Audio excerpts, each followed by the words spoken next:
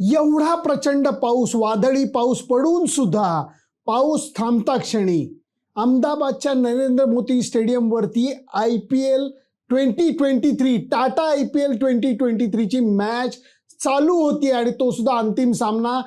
ह्याला संपूर्ण क्रेडिट जातं ते आउटफील्डला.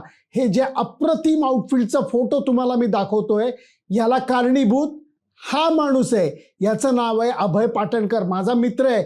आणि हे जे आउटफील्ड आहे या आउटफील्डचं ड्रेनेज सिस्टीम अप्रतिम आहे, कारण हे सँड बेस्ड आउटफील्ड आहे आणि याचं गवत, त्याची जाणारी मुळं, ह्याचा पण हा फोटो बघा.